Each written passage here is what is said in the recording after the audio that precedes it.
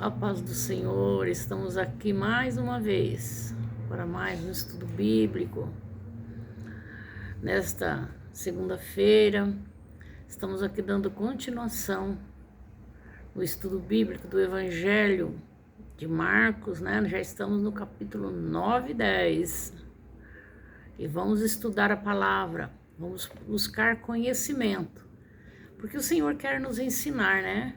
O Senhor, Ele quer nos posicionar, Ele quer que nós busquemos conhecimento e só através da palavra, né?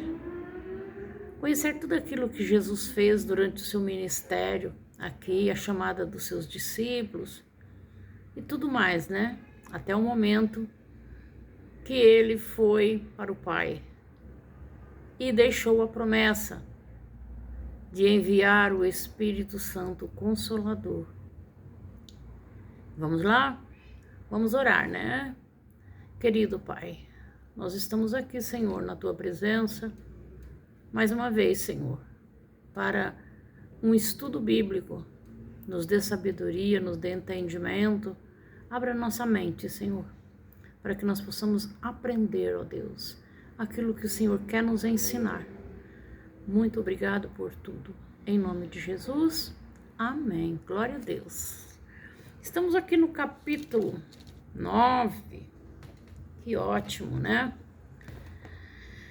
Capítulo 9 do Evangelho de Marcos.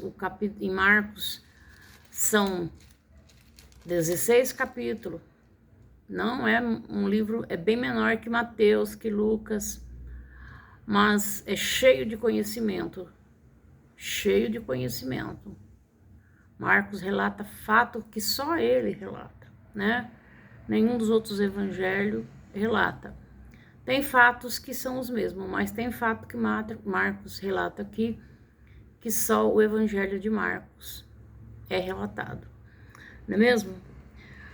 Então, vamos aqui no capítulo 9, onde Jesus escolhe os 3 dos seus discípulos para subir com ele até o monte. Olha o mistério do monte aí, irmãos.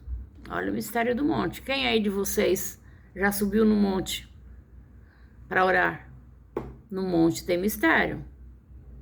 No monte tem mistério. Esteja atenta. Vá, participe. Ore no monte, porque no monte tem mistério. Deus se manifesta a sua glória através das nossas orações no monte. Eu já tenho várias experiências no monte. E é maravilhosa. Glória a Deus. Então Jesus subiu no monte com seus discípulos, Pedro, João e Tiago, né? Pedro, João e Tiago. Eram aqueles discípulos que sempre estavam com ele. Ele tinha 12, mas entre esses 12 ele tinha 3 que ele sempre chamava para bem perto dele, né? Não sei porquê. Talvez porque fosse corajoso, alguma coisa tinha, que Jesus sempre chamava eles para estar junto com ele, não é mesmo? E Jesus chamou os 3 e subiram ao monte para orar. E subindo lá, eles tiveram uma visão. Ali, naquele momento de oração, apareceu Moisés e Elias, né? Moisés e Elias, e conversavam com Jesus. E eles ficaram maravilhados ao ver Moisés e Elias ali conversando com Jesus. Mas, de repente, veio uma nuvem e tirou Moisés e tirou Elias. E somente ficou Jesus ali com eles. E eles ficaram tão maravilhados, Pedro ficou tão maravilhado, aquela espontaneidade de Pedro de responder, assim como diz o ditado, na bucha. Pedro diz: mestre, olha, vamos ficar por aqui? Aqui tá muito bom. Se você quiser, nós vamos fazer aqui uma tenda para você, outra para Moisés e outra para Elias. Ele nem pensou neles. Mas Jesus não estava ali não era ali a missão de Jesus. A missão de Jesus estava lá embaixo, né? Embaixo do monte, lá onde ficou o restante dos discípulos. Era ali que Jesus ia continuar a sua missão. Mas eles estavam maravilhados pela visão que viram. E Jesus, com certeza, disse: eles nem sabem o que estão falando. Nem sabem o que estão falando, não é mesmo? E desceram do monte. E logo que desceram, se depararam com uma situação de um pai, né? De um pai desesperado. Desesperado. Mas quando Jesus desceu antes disso, quando Jesus desceu do monte, Jesus disse para ele: não conta para ninguém o que vocês viram aqui não. Vamos guardar em silêncio, em secreto, só para nós. Tem coisas, meu irmão, que Deus revela para nós, é para nós. Não é para nós contarmos para ninguém. Porque tem pessoas que não estão na mesma visão que nós, não estão no mesmo propósito. Então não convém que nós contamos aquilo que Deus revela para nós. E Jesus falou com eles: olha, não conta para ninguém o que vocês viram aqui. E ficou entre eles toda essa visão. Mas descendo do monte, Jesus se deparou com um pai desesperado, em busca de cura para o seu filho que estava endemoniado. Aquele menino já desde pequeno, ele vivia em uma situação de cativeiro. Ele vivia sendo preso por um demônio, mudo e surdo. E às vezes ele ficava tão agitado que o demônio queria tirar a vida dele, queria ceifar a vida dele. Ele se lançava à água, se lançava ao fogo, e aquele pai já não sabia mais o que fazer. A situação era desesperadora. E ele se deparou com Jesus. E ele de imediato chegou e falou com Jesus. E os seus discípulos estavam lá embaixo lutando para expulsar o demônio desse menino. Mas não conseguiram. Não conseguiram. Mas, se deparando com essa situação, os discípulos disseram: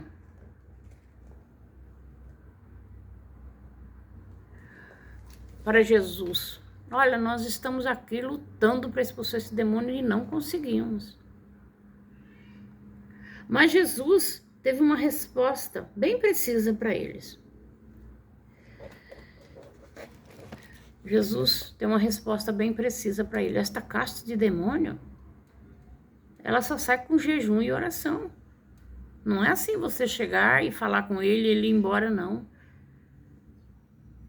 Precisa preparação. Precisa uma preparação. Jesus viu que eles estavam totalmente despreparados para essa situação de expulsar um demônio. Mas aquele pai pediu socorro. Ele pediu socorro. Aqui ele fala para Jesus. Perguntou Jesus ao pai do menino: há quanto tempo isso acontece? E ele diz: desde a infância. Olha quanto tempo fazia que esse menino estava sofrendo. E Jesus lhe respondeu. Ao que Jesus lhe respondeu: se podes, tudo é possível ao que crer. Jesus perguntou: olha, se você pode ter fé, tudo é possível ao que crer. Né? Tanto Jesus respondeu para os seus discípulos, quanto a resposta de Jesus serviu também para o Pai. Os discípulos estavam ali lutando, e não conseguiram. E aquele pai estava no desespero, né? Aquele pai estava no desespero. Então a resposta de Jesus, ela tanto serviu para o pai quanto para os discípulos. E Jesus disse: e imediatamente o pai do menino exclamou, com lágrimas: olha só, eu creio, ajuda-me. a minha falta de fé. Ele se declarou que crê, mas a fé dele estava pequena, mas ele pediu socorro. Ajuda-me na minha falta de fé. E vendo Jesus que a multidão concorria, repreendeu o espírito imundo, dizendo: espírito mudo e surdo, eu te ordeno, sai desse jovem e nunca mais torne a ele. Olha a ordenança de Jesus para o espírito imundo. Jesus não quis nem diálogo com ele, nada. Sai daí, dá paz para esse menino e nunca mais torne. Não é para você voltar mais, não. Pega o seu rumo aí e vai para onde você quiser, menos voltar para esse menino aqui. E o milagre aconteceu, né? Foi um choque tão grande que o menino ficou como morto. E começaram a dizer que ele estava morto. Mas Jesus pegou ele pela mão e levantou ele. E ele voltou a ter uma vida normal.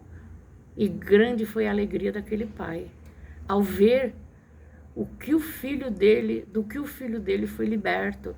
O filho dele agora estava livre daquele demônio que atormentou ele durante muito tempo.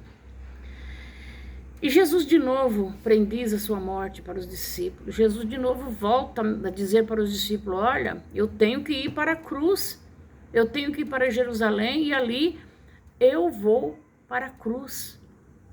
Vai se encerrar o meu ministério ali na cruz. O Filho do Homem vai ser entregue na mão dos pecadores. Vai ter que acontecer, vai ter que ser assim. E eles ficaram tristes, contristados de saber, na mente deles, tudo se encerraria ali na cruz. Mas ali na cruz se encerraria o ministério de Jesus. Porém, dava início à sua ressurreição. Porque ele sempre falava que ele havia de padecer, mas que no terceiro dia ele ressuscitaria. Mas os discípulos ficaram abatidos, porque eles temiam a morte de Jesus. E tinha que acontecer, né? Tinha que acontecer a morte de Jesus. E logo se começou também uma discussão entre os discípulos, né? Eles partiram para Cafarnaum. Em casa, interrogou os discípulos do que se decorria pelo caminho. Quando eles chegaram em Cafarnaum, em casa, eles começaram a discutir, falar o que eles vinham conversando pelo caminho. Olha o assunto, com tanto que Jesus falou que ele tinha que padecer, que ele tinha que ir para a cruz, a cura do menino, eles estavam falando sobre quem seria o maior no reino do céu, querendo um lugarzinho no reino do céu e achando que eles tinham que fazer algo ali, que o que eles estavam fazendo seria o maior no reino do céu, né? Queria um destaque lá no céu. O que eu tenho que fazer, né? Para quando chegar lá no céu eu ter um destaque. Aqui na terra, meu irmão, aqui na terra, você muitas vezes compra o destaque com dinheiro. Mas Jesus deixou para eles bem claro: aquele que quiser ser o primeiro vai ser o último, né? E outra coisa, para ter um destaque, precisa servir. Você quer ser um servo?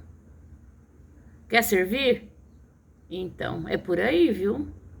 É por aí. Jesus quis deu uma lição para eles. Porque aquele que quiser ser maior, ele vai ser o menor. E aquele que for o menor, se humilhando, fazendo o que precisa ser feito para o reino do céu, esse será o maior. Foi essa a lição que Jesus quis deixar para eles, né? E também Jesus ensina a tolerância da caridade. Onde um dos seus discípulos chegou e falou: olha, mestre, nós estávamos andando por aí, nós vimos um homem expulsando um demônio no seu nome. Nós fizemos ele se calar, porque ele não é um dos nossos. Jesus falou: olha, não impeçai de fazer isso não, porque quem não é contra nós, é por nós. Olha aí, meu irmão, uma lição que Jesus nos passou, hein? Nos passou. Muitas vezes nós queremos achar que só na nossa igreja que o povo é santo. E santo não tem lugar nenhum, santo só lá no céu. Nós somos todos pecadores e estamos em busca da perfeição na presença de Deus. Porque só Ele pode nos aperfeiçoar. E nós temos aqui os discípulos, Jesus falando para eles, né? Que não impeçais, não era para ter impedido aquele homem.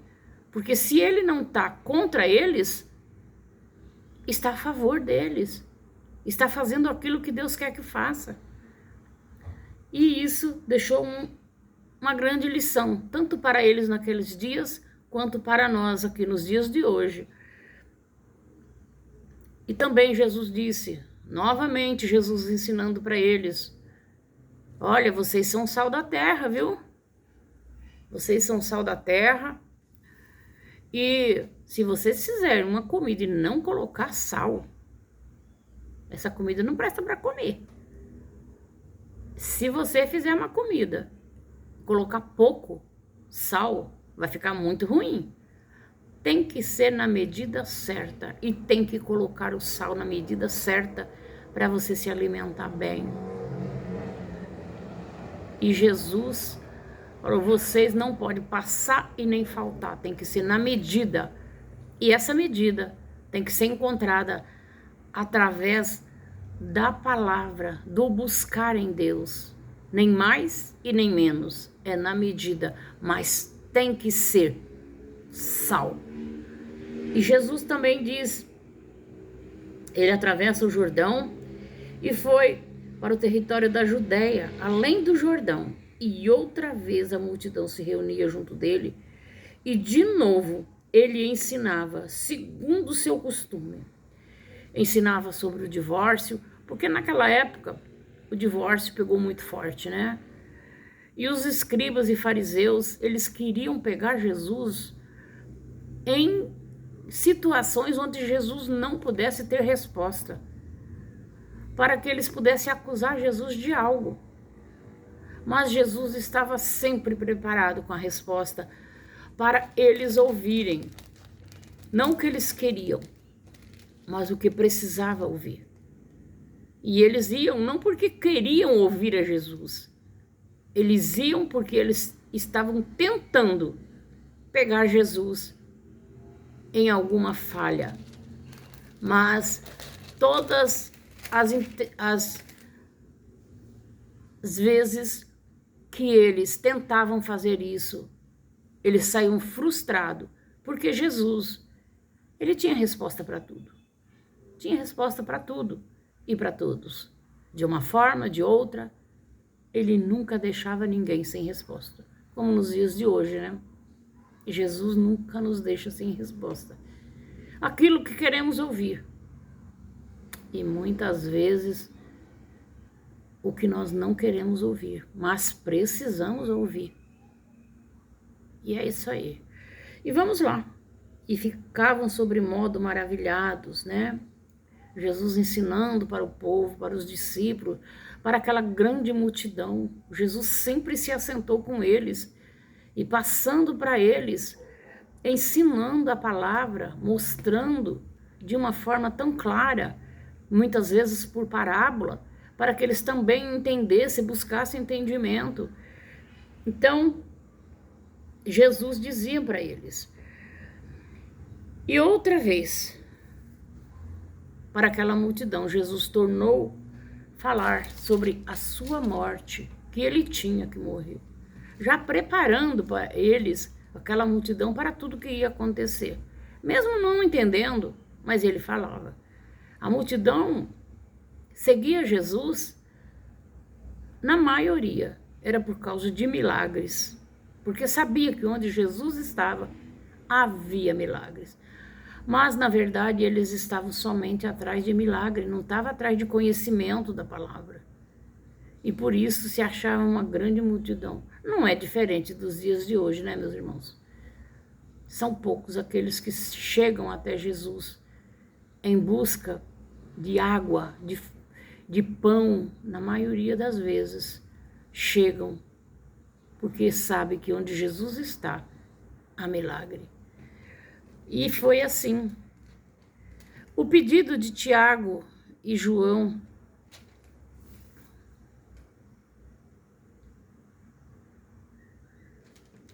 o pedido de Tiago e João, né, que eles queriam assentar lá no céu, queriam sentar perto de Jesus, ao lado de Jesus, um lugar de destaque, né, lugar de destaque. Mas Jesus falou, olha, nem eu sei como que vai ser lá, só o Pai. Lá vai ser de acordo com aquilo que o Pai determinar. Do meu lado é quem o Pai determinar, né? E todas as coisas são assim. E também Jesus aqui cura um cego de Jericó, né? Jesus ia entrando na cidade de Jericó com aquela grande multidão, porque onde Jesus estava havia sempre uma multidão. Ele nunca ficava ali sozinho, não. Tinha sempre uma grande multidão. E de repente aquele cego ouviu um barulho muito grande de uma multidão que vinha. E aquilo não era normal. Mas de repente ele ficou sabendo que era Jesus quem vinha. De imediato ele foi e falou, olha, essa é a minha chance de voltar a ver. Porque onde Jesus está, há milagres. E ele vai me ouvir. Porque eu vou gritar. Eu não posso me aproximar, porque eu sou um cego, mas ele vai me ouvir, porque eu vou gritar. E assim ele fez. E assim ele fez. Quando Jesus se aproximou, ele, com aquela angústia que ele estava, mas ele tinha fé, sabia que se ele gritasse, que Jesus ia ouvir. E Jesus com certeza faria algo para ele de uma mudança de vida, onde ele pudesse haver. Ele falou, não vou deixar passar essa chance, de maneira alguma. E ali ele gritou com toda a força do seu pulmão, Jesus, filho de Davi, tem misericórdia de mim.